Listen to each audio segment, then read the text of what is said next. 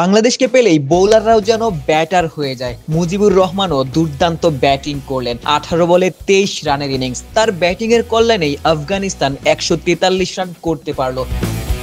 শুধু এই সিরিজই নয়, এর আগে এশিয়া কাপেও পাকিস্তান কিংবা অন্যান্য দলগুলোও বাংলাদেশের বিপক্ষে শেষ দিকে ঝড়ো রান তুলেছে, বাংলাদেশকে শেষ দিকে চাপে ফেলেছে। বাংলাদেশ যেন সেই চিরাচরিত রূপ থেকে বের হতেই পারছে না। একটা সময় পাকিস্তানের বিপক্ষে এশিয়া কাপের শেষ ম্যাচটাতে পাকিস্তান হয়তোবা 100-র আগেই অল আউট হতে পারতো, সেই রানটাও পেরিয়ে গেছে 130 এবং সেই ম্যাচটা বাংলাদেশ দল হেরেছে। আজকের ম্যাচেও আফগানিস্তান 98 রানেই 8টা উইকেট হারিয়েছিল, সেই রানটা 143 রানে পৌঁছে গেছে।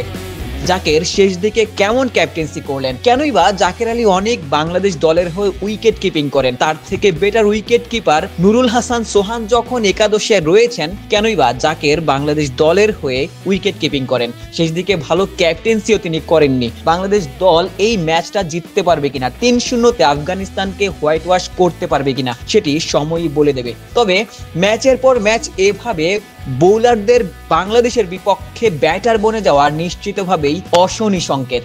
এক্সট্রিম মশার কয়েল প্ল্যান্ট ফাইবার দিয়ে তৈরি, তাই সহজে ভাঙে না, সুগন্ধিযুক্ত ও নিরবিচ্ছিন্নভাবে জ্বলে। ডেঙ্গু, চিকুনগুনিয়া বাহি সহ যে কোনো মশার বিরুদ্ধে দেয় এক্সট্রিম সুরক্ষা। প্রতিপক্ষ দলের বোলারদের কাছেই তুলোধুনো হচ্ছেন বাংলাদেশ দলের বিশ্বমানের বোলিং লাইন আপের বোলাররা।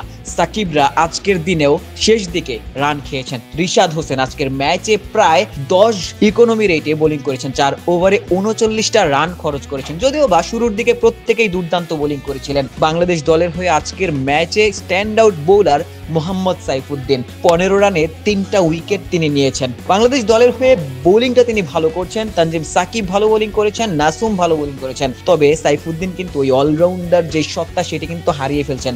আগের ম্যাচটাতেও ব্যাট হাতে রান করতে পারেননি। আজকের ম্যাচে যদি প্রয়োজন হয় সাইফুদ্দিন ব্যাট হাতে জ্বলে উঠতে পারেন কিনা সেটি দেখার বিষয়।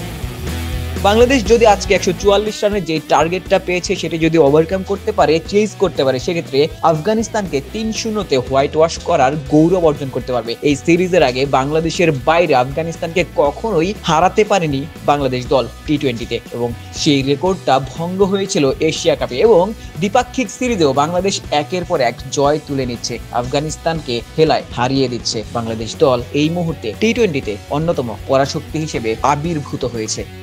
আশিক সারোয়ার, নিউজ 24।